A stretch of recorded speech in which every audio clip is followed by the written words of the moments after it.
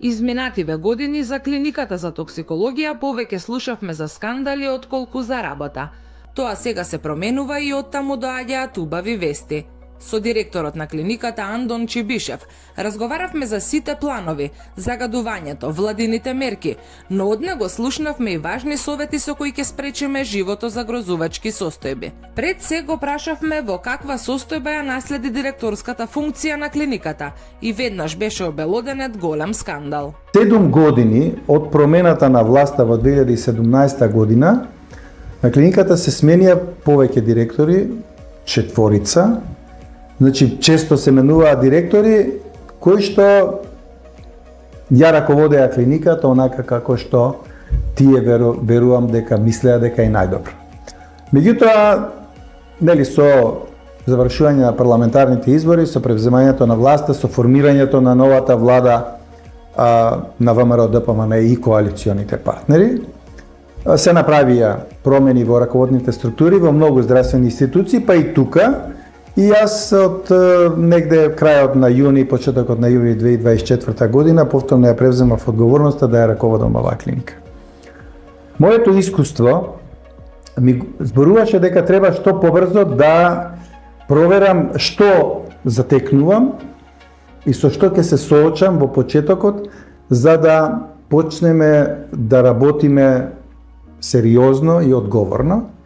Направивме попис, вонреден попис, на сите нивоа, вклучувајќи ја и болничката аптека, и побаравме вонредна контрола на работата на клиниката во последните 4 години од контролата во Фондот за здравствено осигурување.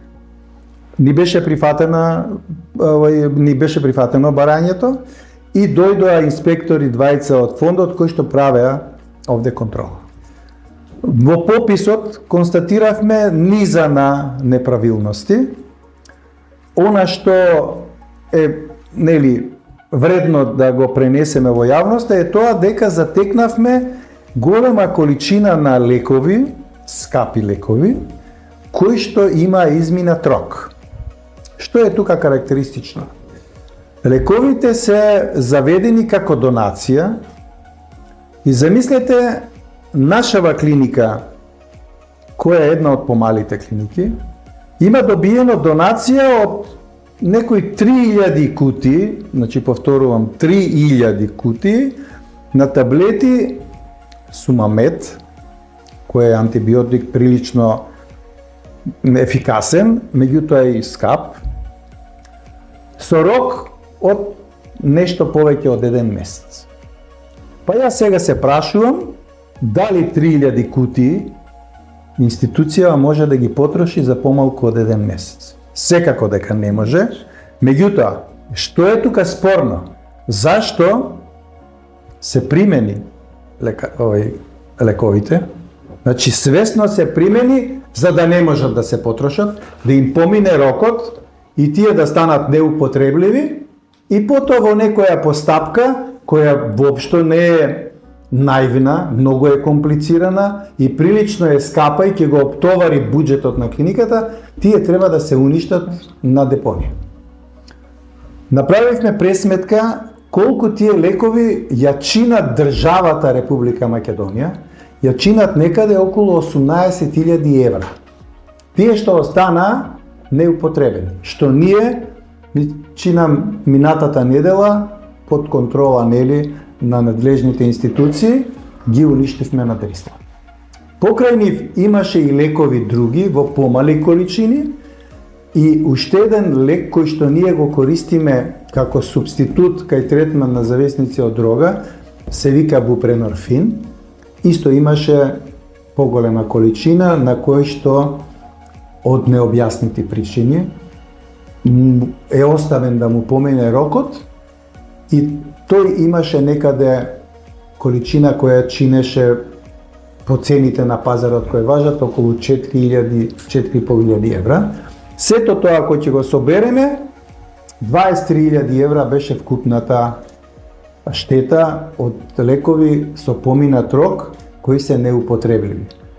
Не само за државата, туку за клиникава наша, реков дека една од помалите, тоа е голема сума на пари со кои што ние сме можеле да решиме одредени проблеми, одредени недостатоци кои ги имаме на клиниката, и затоа јас сметам дека тоа е вака важно јавноста да го чуе, дека не сакам да кажам дека неодговорно се однесувале, меѓутоа само по себе се наметнува тоа размислување и тој одговор дека неодговорно е оставено да помине рокот на лековите или е земена количина на лекови која што намерно знаеле дека не може да се потроши и дека ќе остане, ќе му помине рокот и потоа ќе треба да биде уништена.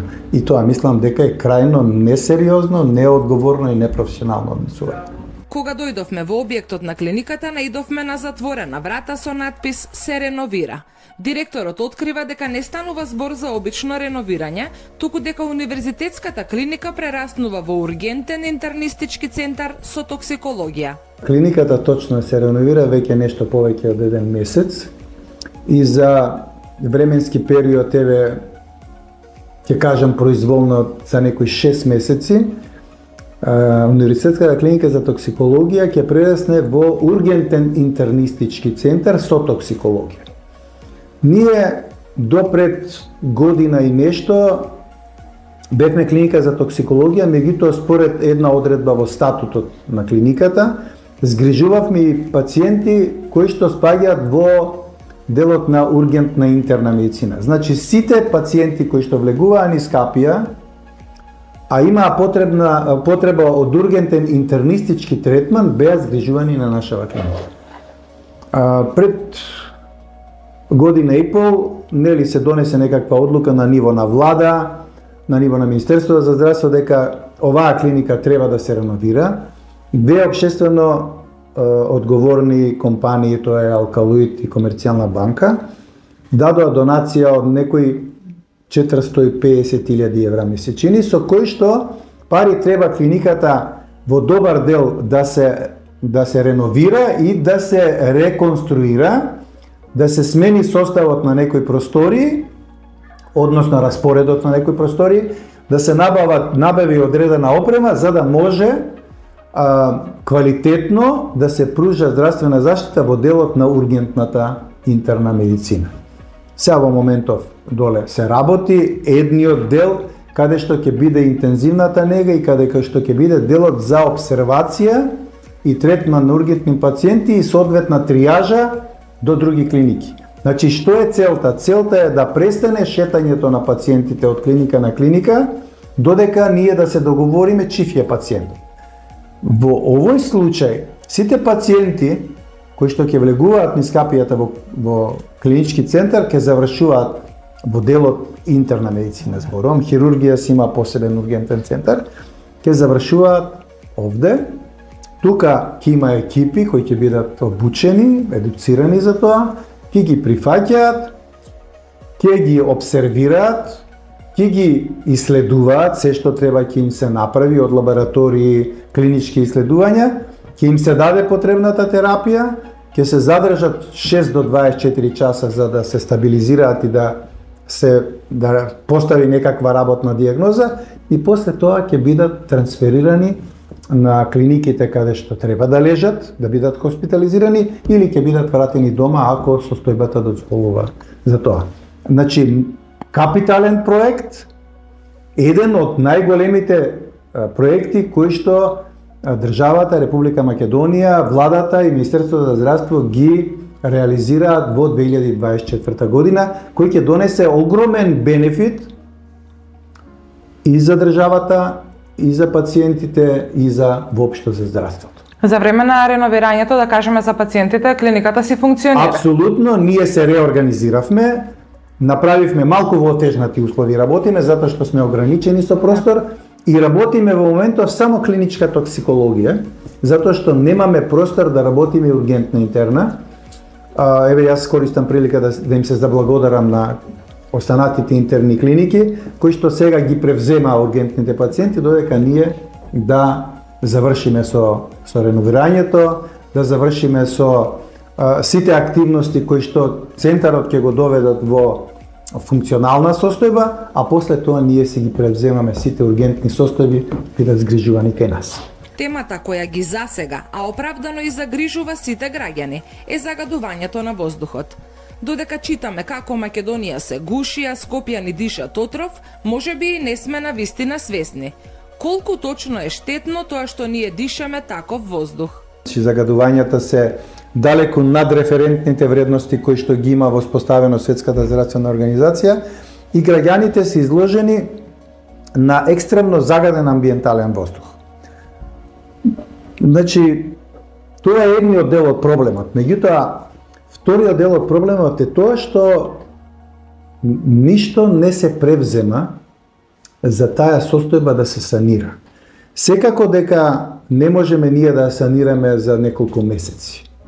Тоа е процес кој што ќе трае подолго, можда и со години, меѓутоа сега сум максимално охрабрен, затоа што сум во контакт со некои од владините институции, затоа што владата, чина ми премиерот во една од неговите изјави последни, напомена дека има изготвено акцијски план, оперативен план со кој што ќе почнат некои активности кои ќе бидат насочени кон активности што ќе се превземаат во полза на прочистување на амбиенталниот воздух. Среќен сум, еве, јавно кажувам дека стојам на располагање со целото моје искуство, со моето знаење, да помогнам во процесот.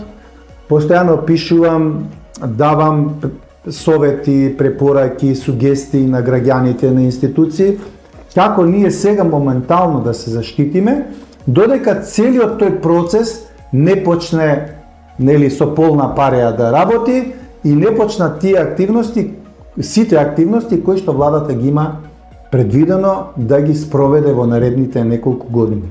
Верувам дека тоа ќе биде многу сериозно, очекувам добри резултати, затоа што ние во последниве неколку години не се симнавме од врвот на најзагадени држави во светот. Дури некои наши градови, како Скопје, неколку пати беа во врвот на загаденоста во Европа, па дури и во светот.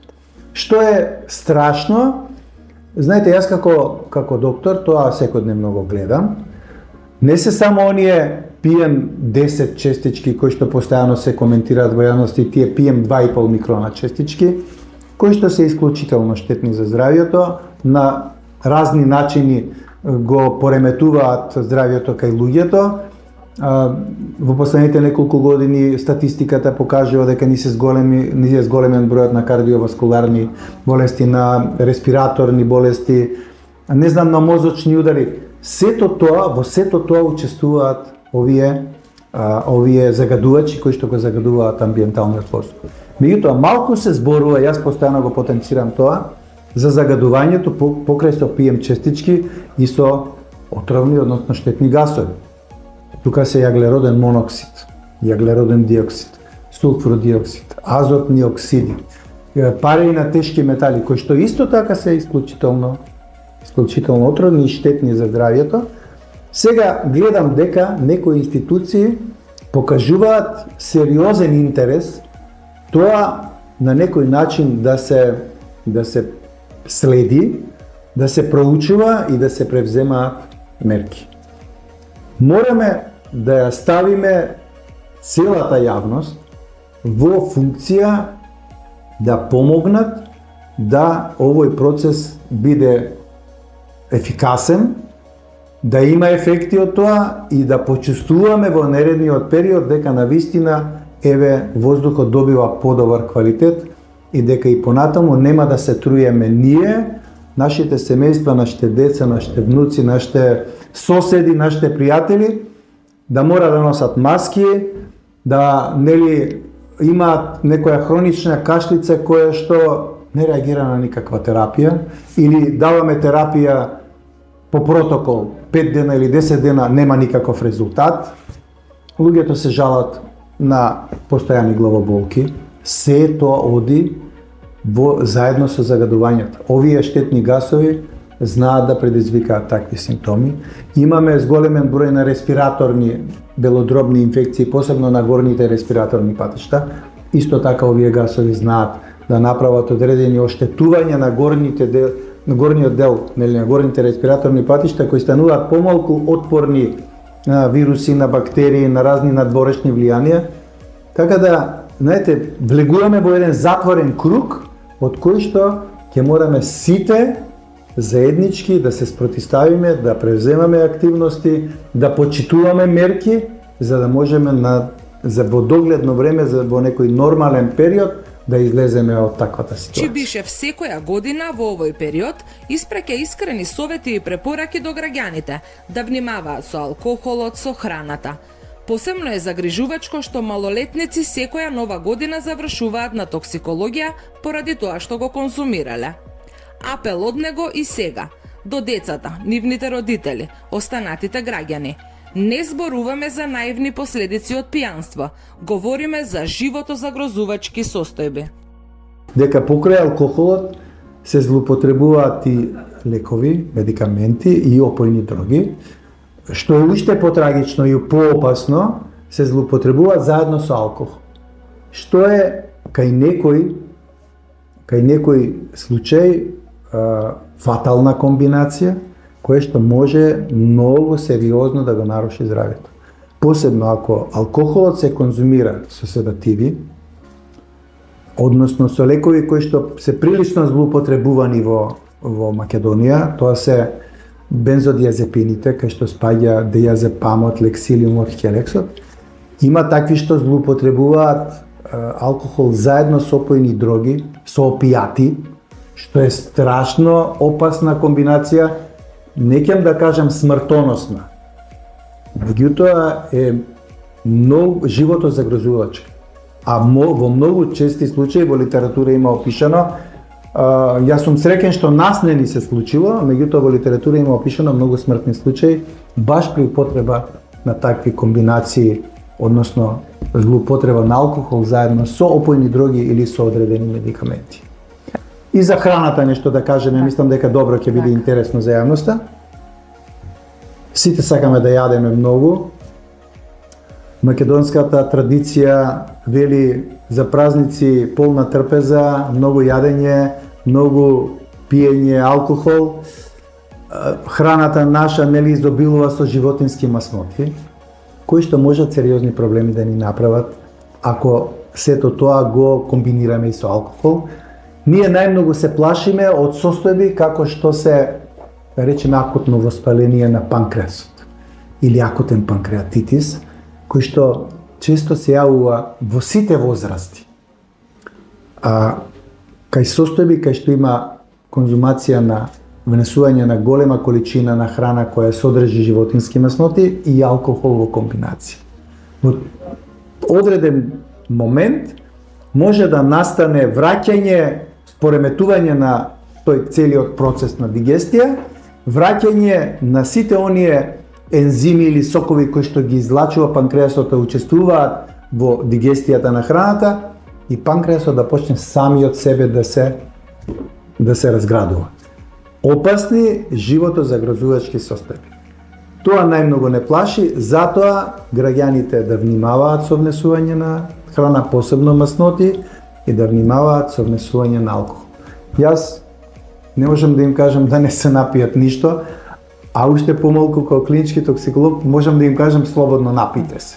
Меѓутоа, една чаша убаво македонско вино, мислам дека вака ќе ни го подобри расположението и убаво ќе си се чувствуваме со луѓето со кои што нели ќе седиме, сигурно се тоа луѓе кои што си ги сакаме, со кои што сакаме да седиме и да се дружиме, меѓутоа да внимаваме во однос на внесување алкохол и препорака никогаш алкохолот да не се пие без нешто да се јаде. Че ние викаме на гладно срце да не се пие и да не се пие без мезе. Значи мезето да биде секогаш пропратен дел од дружбата и од конзумацијата, внесувањето на алкохол. Ви благодарам за одвоеното време. Ви благодарам што одвоивте и вие време да дојдете да поразговараме. Секако дека ова се многу корисни, драгоцени информации кои што ќе ги пренесете во јавност.